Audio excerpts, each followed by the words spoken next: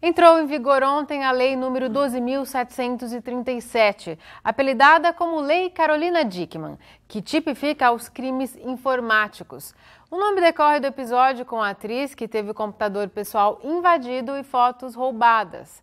Nós conversamos agora com o advogado José Antônio Milagre, perito em informática. José, muito obrigada por sua presença aqui. Eu que agradeço, é um prazer. E essa lei fala, o texto dela fala em suma exatamente o quê? O que ela tipifica? A legislação, a lei Carolina Dickmann, o 12737 de 2012, é uma lei relativamente pequena. Ela, basicamente, ela traz no ordenamento jurídico o crime de invasão de dispositivo informático, porque até então, no Brasil, aquele que invadisse um dispositivo alheio não respondia por crime algum, então já era uma necessidade da sociedade. Hoje nós trabalhamos com smartphone, com pendrive, com tablet, com GPS e outros dispositivos, e a lei também ela passa a punir agora a indisponibilização de um serviço telemático, ou seja, todo aquele que atentar contra um serviço de internet ou um serviço de informática que está no ar, tirando este serviço do ar, passa a responder nos termos da Lei Carolina Dickmann. E o último artigo, que é o artigo 298, ela equipara o cartão de débito ou crédito ao documento particular para fins de falsificação. Então, aquele que clona cartões de crédito ou débito bancário para fins de fraude, agora responde nos termos do artigo 298. Em síntese, são esses três artigos que são aí alterados e inseridos pela Lei Carolina Dickmann.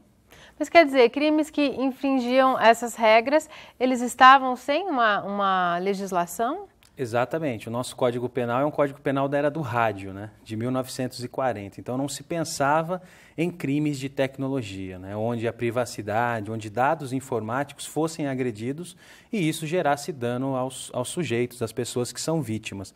A invasão de dispositivo informático é um grande exemplo. Aquele sujeito que acessasse o seu computador sem a sua autorização, copiasse informações, acessasse, conhecesse informações confidenciais, violasse os seus dados, ele não poderia ser responsabilizado. Em direito penal nós temos um princípio que é o princípio da legalidade, ou seja, não há crime sem lei anterior que o defina.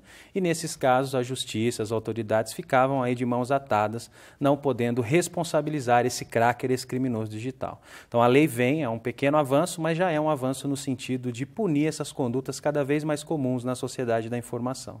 José Milagre, essa invasão, ela diz respeito também a você invadir o e-mail, a rede social, o Facebook de uma outra pessoa também? Essa é uma lacuna que a legislação não trata, né? Nós verificamos que essa lei ela tramitou muito rápido, ela é fruto de um casuísmo, todos nós sabemos que a lei foi agilizada sobremaneira após o suposto envolvimento aí do caso Carolina Dickmann, em que houve o vazamento de fotos da atriz, e a lei foi pouco debatida. E uma das questões é essa que você bem coloca. A lei ela pune aquele que invadir indevidamente dispositivo informático alheio sem autorização do titular, mediante violação de mecanismo de segurança. Só que a lei não define o que seja dispositivo informático. Ou seja, dispositivo informático poderia ser um equipamento, um hardware, um pendrive, um computador, um notebook, um celular, um smartphone, um tablet. Mas e nos casos em que esse ativo informático é virtual, como você colocou?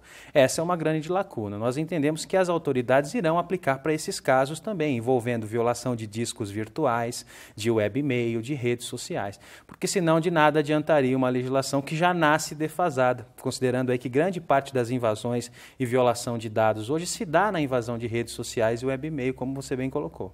Mas isso é uma interpretação, vai depender também de quem estiver aplicando essa lei. Exatamente, é uma interpretação meramente da leitura da legislação. A lei, ela, como nós referenciamos, ela não especifica esses detalhes, como mecanismo de segurança, como dispositivo protegido, o que seria o dispositivo informático. Então será uma interpretação que vai ser construída, né, de agora em diante, através do judiciário, do entendimento dos juízes, da doutrina dos operadores do direito, dos casos envolvendo delegacia de polícia, Ministério Público. Passa-se a partir de agora a efetivamente aplicar a lei e a partir de então nós vamos conhecer os entendimentos que vão surgir. Não resta dúvida que nós teremos entendimentos divergentes, até porque a lei foi promulgada, sancionada em um curto período de espaço, não houve discussão, e existem vários pontos na legislação que comportam dupla interpretação.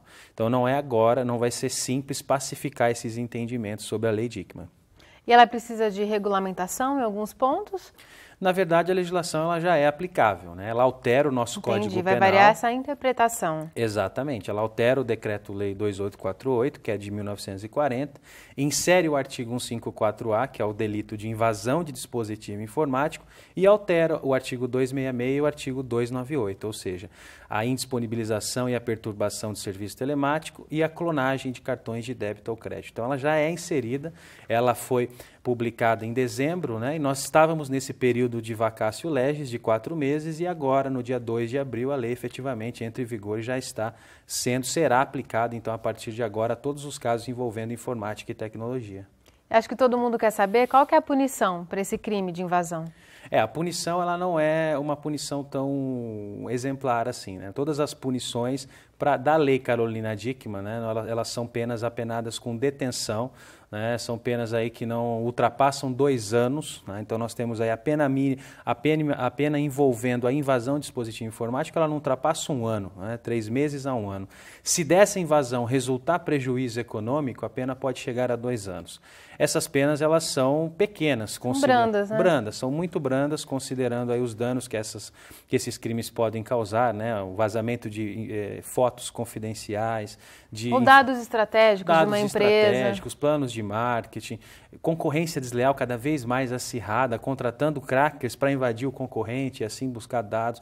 E a informática ela tem esse poder do não esquecimento. Então, uma ofensa feita numa TV, num jornal, o tempo encarrega-se de finalizar. Na internet não, esse conteúdo pode voltar a qualquer momento e a pessoa conviver com essa situação desagradável. Nós temos casos de pessoas que experimentaram um crime eletrônico com vazamento de fotos há 15 anos, há 10 anos atrás e que ainda convivem com essas fotos na rede mundial de computadores. Já tem filhos, às vezes já tem netos e ficam se policiando ali com medo do neto um dia acessar o Google e acessar esses conteúdos do passado. Então, uma pena branda, considerando a Europa, a gente tem penas em países como França e Itália que chegam até 10 anos para esses delitos envolvendo invasão de dispositivos informáticos. Uma pena que já dá juizado especial e pouco provável que esse criminoso, se identificado, ele responda com uma pena privativa de liberdade. No máximo aí uma restritiva de direitos, uma prestação de serviços ou o pagamento de determinada quantia. Bom, mas já é um começo, né, José Milagre? Muito obrigada por suas informações. Eu que agradeço, à disposição. O Nesp Notícias fica por aqui. A gente volta amanhã ao vivo às 5h30 da tarde. Até lá!